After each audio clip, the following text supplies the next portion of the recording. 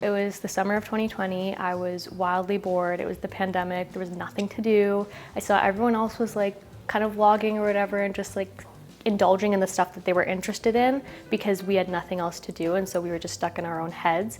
And so the stuff that I was interested in were obviously my books. I didn't start off reviewing.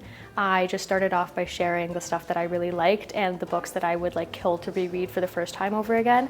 And that video super blew up, and I was kind of realized, I guess, that people would be interested in that, so I kept doing it. But that was in the summer of 2020, and I've been doing it ever since. BookTok would be, like, from my experience, people just sharing the books that they love, the books that they didn't like, and a big part of it is the culture around it, like the little quirks and hobbies that people have.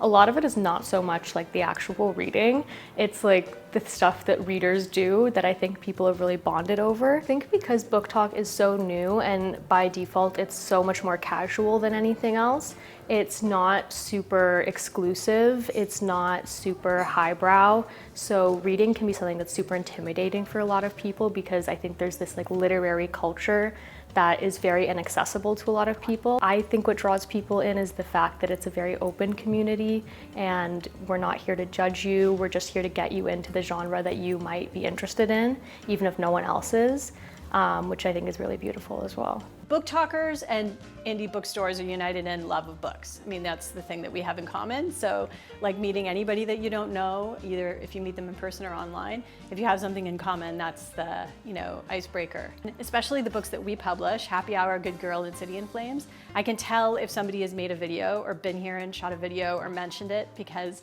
there will be like a 2-week period where we'll have lots of people coming in and asking specifically or calling or messaging us, so it's great. The BookTokers that I see contributing posts and pieces to BookTok, I mean, their passion for the particular kinds of books that they love and how they help them get through hard things in their lives, or how it's an alternative to whatever like job or studies they're doing or something like that, and it's an outpouring of their passion and love and knowledge of books.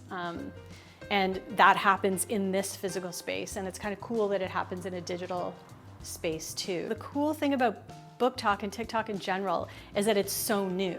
And like, I've been in book publishing for 30 years, and you'd think you could throw, a new platform at me and I'd be able to figure out how to crack it.